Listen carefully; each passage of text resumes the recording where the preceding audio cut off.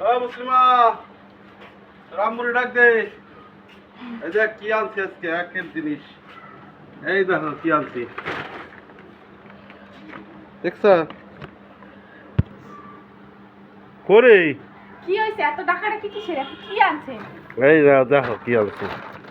ওরে বাবা, এই কি আনছে? কাঁচা আমের বাগান ধরে কিনে আনছে। কালকে বানানো হইছে।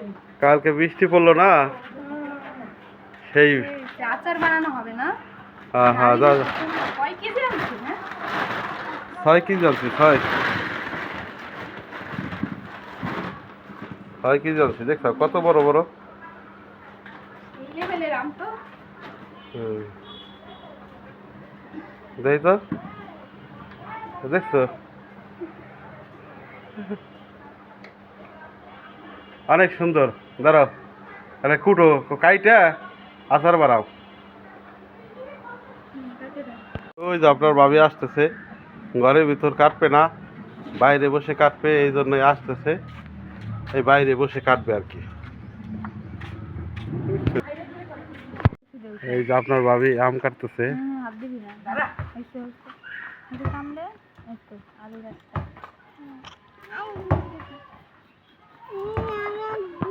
দেখলি আলু টেকনিক বলে এই ছাড়া ধরে নে বল দি তোর কি লাই আম কাটা দেখ। আলুটা কেমন খায়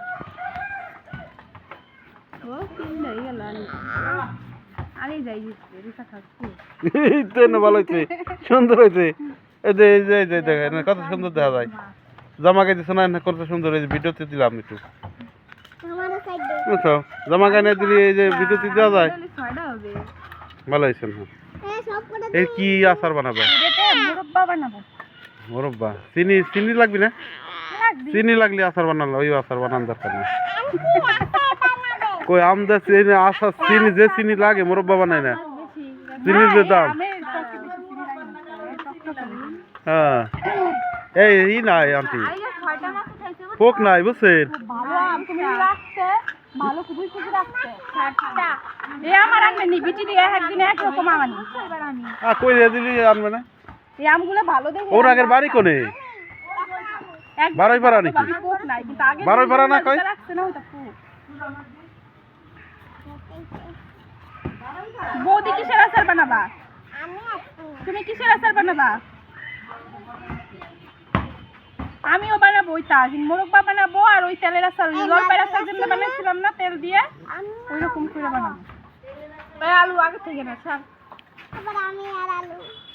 ওই যে এবার আমি গোটা আচার বানায় না আবার। না গোটা আচার এত ভালো লাগে আলু না মানে আম খাইতে যে মজা লম্বা করে দিলেন ইউটিউবের জন্য ভালো আটা নিয়েও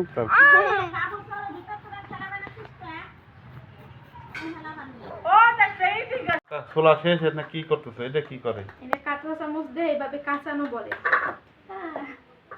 এইভাবে এইভাবে কাঁচাইতে হয়। কাঁচানোর পর একবারে পুরো ডাম এইরকম হয়ে যাবে। চিপুর দিলে দেখেন রস পড়বে, দেখছেন? এটাতে একটু কি হবে টক চলে যাবে একবারে আগে। তারপরে ভালো মতন ধুয়ে ভিনেগার দিয়ে লবণ দিয়ে ভিজিয়ে রাখা যায়। ভিনেগার দেওয়া লাগবে কেমন? ভিনেগার দিয়ে ভিজাইলেও শক্ত হয়, লবণ দিয়ে ভিজাইলেও শক্ত হয়। মানে ওটা ছুটে যাবে না কি নাকি? ছুটে যাবে না। রান্নালে করে আলাদা আলাদা হবি না। ভালোই বলছো। যাই হোক আপনারা শিখে রাখেন এই রেসিপি কিভাবে তৈরি করে। এই দেখেন কিভাবে করতেছে।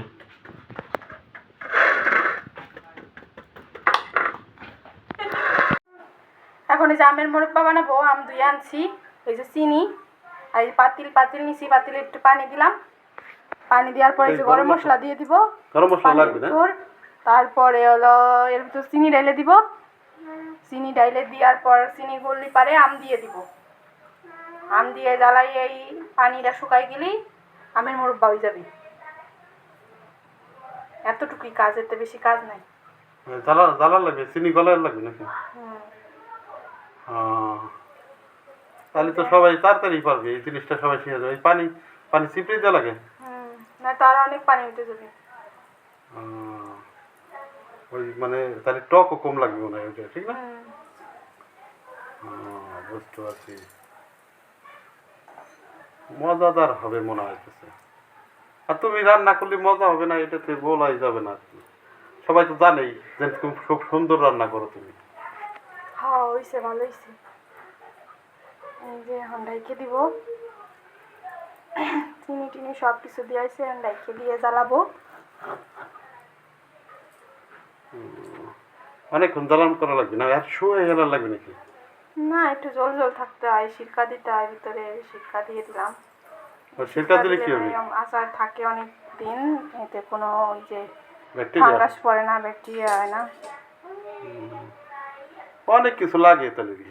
সিরকা সিরকা না দিলে বলে ওই যে তাড়াতাড়ি খাই ফেলা লাগবে, ঠিক আছে?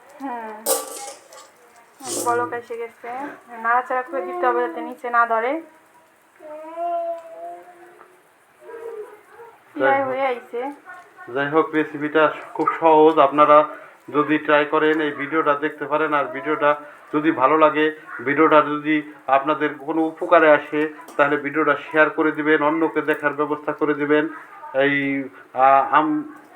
আমের মোরব্বা কিভাবে বানাই সব কিছু দেওয়া আছে ভিডিওতে, আপনারা দেখবেন। আর আমাদের ভিডিওটা শেয়ার করে দিবেন যাতে অন্যরাও শিখতে পারে। এই তো এবার মানে শেষ হয়ে গেছে, একটু ঝোল ঝোল থাকবে, ঝোলটা শুষে নিয়ে যাবে। দেখেন একটু একটা উঠাই দেখায় আপনাকে, কতটা লোভনীয়, কত সুন্দর কালার আসছে দেখছেন। একবারে রসগোল্লার মতন খাইতে লাগবে, একবারে রসগোল্লা যেমন ঝোল থাকে না, সেটা একটু ঝোল ঝোল থাকে। যাই হোক, ভালো থাকবেন, আল্লাহ হাফেজ।